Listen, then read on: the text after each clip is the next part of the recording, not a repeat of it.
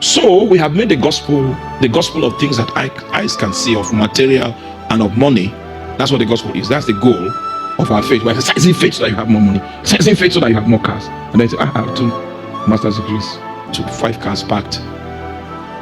That's the tragedy of a wasted life. The parameters with which we used to measure life. When your life on earth is accomplished, you'll be ashamed of yourself. And I'm not saying don't have cars. It makes life easy. I have 3. I have 1 for me, 1 for my wife, and the other one that I used to run the house. So I have cars. So I'm not, but I never came to the pulpit and said, I ride Range Rover. No. In my own opinion, that doesn't make for the pulpit testimony.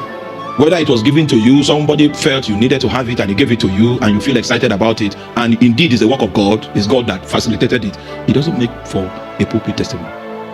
What is it that your life was designed to wrath upon the face of the earth? Are the giants that you were called to kill, are they still standing?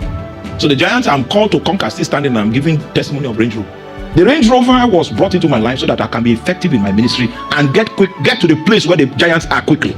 It was meant to facilitate my journey. It doesn't. Are you with me? Those are the resources that were made available so that I can prosecute my mission. And I'm coming to testify about the Range Rover as though it was my mission. People that testify about Range Rovers and vehicles and little business breakthroughs and all of that are operating from the realm of the breath of life.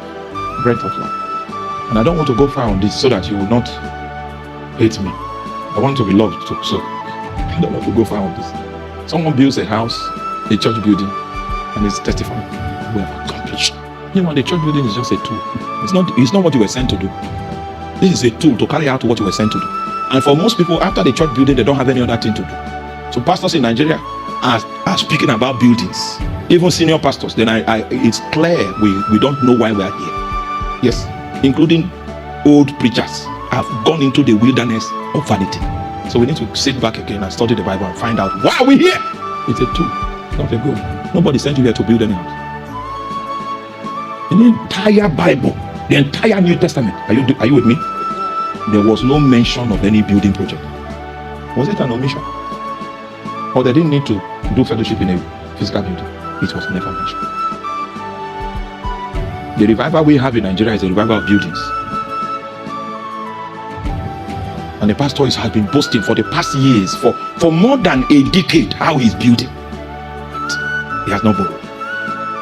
I see our bankruptcy. I say that in the midst of our boasting, the heritage of God is lost in the land.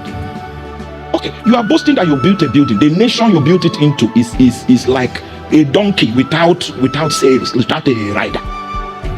It's galloping like this. It means the impact of your faith has not affected your nation. Meanwhile, the faith in scripture had the capacity to subdue kingdoms. What gospel did we accept? What race are you running in search of euro? That okay, when I get €1 million that have arrived, you will get it. But when you get it, when you finish getting it, your soul will still be empty. Will still be empty. The way we are determined, you will get it, but your soul will still be full. Don't get it wrong. We also built a house. We built a house. But the reason why I'm not talking about that house is because I know it's a tool. He gave us the resources to build that house so that we can disciple the nations. Because of the work of discipling the nations, I don't sleep. Are you following? Yes, sir. Yes, I don't sleep. So the other day I saw some people on Facebook, they were analyzing Nigerian preachers. They even put me there. And the basis of the analysis is a building. I wept. I told God that, you see, it is this building you built that made this person put my name here. And I don't know anything about this. Please. I don't know anything about that thing happening on Facebook. Because the reason for which he brought the resources for the building is so that we can disciple nations. Yes. Are you with me? Yes. So when people get born again, I take them through a drill of how to pray for 10 hours. How to hear God. So people that are born again for 8 months, you need to see them in our cantonment. You need to see them. They were not trained to be Christians. They were trained to be militants. Because Christians these days, I don't know what they are, but they were trained to know God. You can't break their faith. It doesn't matter how much poverty you bring, you can't break their faith. They have something to die for. That's why they have something to live for. You want to remain on life support to live forever because you don't have anything to die for. What you know by spiritual knowledge is what is truly yours. There is nothing that can take it away from you.